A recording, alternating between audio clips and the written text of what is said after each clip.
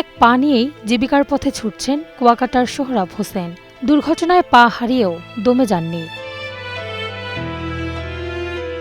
কখনো ট্রলার নিয়ে ছোটেন সমুদ্রে, কখনো মাছ ধরেন, কখনো বা নৌকা মেরামতের কাজ বা জাল সেলাই। যখন যা মেলে তাতেই জীবন চালিয়ে নেবার সংগ্রাম সোহরাবের। কারণ তার পরিশ্রমে মিলছে স্ত্রী, ৩ সন্তান আর বৃদ্ধ বাবা মার মুখের খাবার। আমার পরিবারে আপনার ৩ ছেলে, আমার স্ত্রী আর আমি, টোটাল ৫ জন আছি এবং মা বাবা আছে।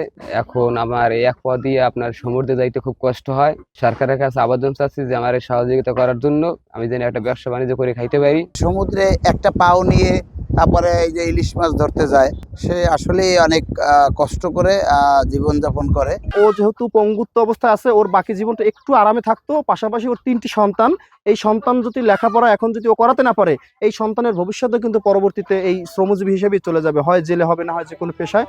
২০১৫ সালে এক সড়ক দুর্ঘটনায় বাম পা হারান সোহরাব। পায়ের চিকিৎসার জন্য সর্বস্ব বিক্রি করে তার পরিবার, তবু পাটি ফেরানো যায়নি। ওই এক পা দিয়ে সাগরে যায়, মানে ওর পিছু তো মানে আমার যে টাকা পয়সা ইত্যাদি জায়গা জমি আলতো সব শেষ করে ওই এক ফ্যান দিয়ে সাগরে যায়। নিজে ওরা সাগরে দিয়ে যতক্ষণে না ওঠে ততক্ষণে যায় নদীর পাড়ে বইতে। এই করুণ অবস্থায় মানে দিন যাইতেস।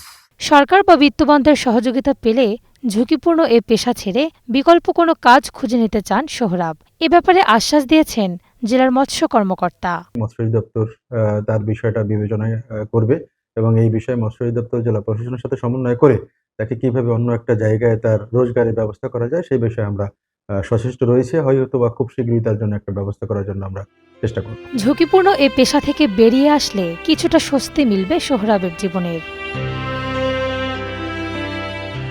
Desk report, star news.